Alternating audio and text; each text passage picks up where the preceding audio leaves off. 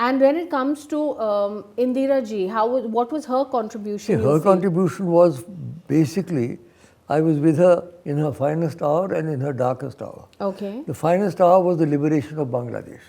Oh, yes. You can't imagine, your generation cannot imagine the euphoria that there was in India regarding Bangladesh. Okay. When the Pakistan army surrendered in Dhaka to General Arora Right. and General Jacob, Right. 64,000 soldiers were sort of demobbed, and they were and thousands of acres. So that was her finest hour.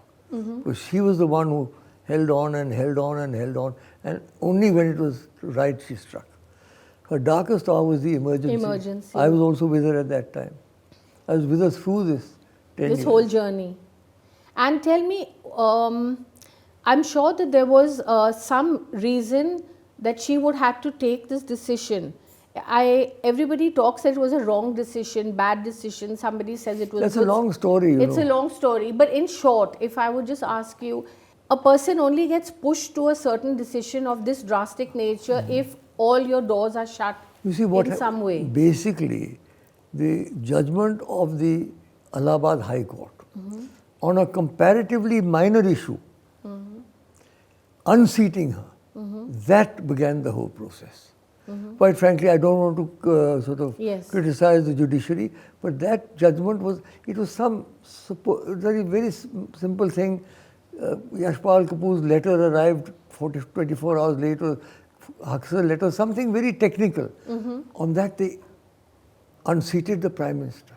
Now that immediately brought all her life she had this insecurity, growing up and all, with her, and then suddenly everything came back. And then advisors came in who said, now you must do this, you must do that. Indira Ji was very often guided by her advisors. When she had good advisors, she did well. When she had not so good advisors, she didn't do so well. Okay. To put it mildly. Yes. So this decision you feel came because of some circumstances which pushed her to take this decision? I think so.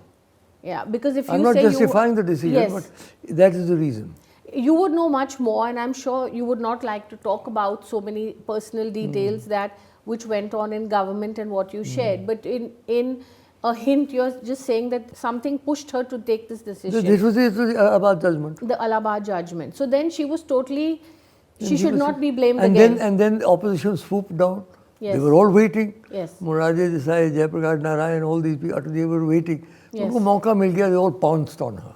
Yes, that's unfortunate, And naturally then she thought she had to fight back, and then ultimately she resorted to this weapon. Okay.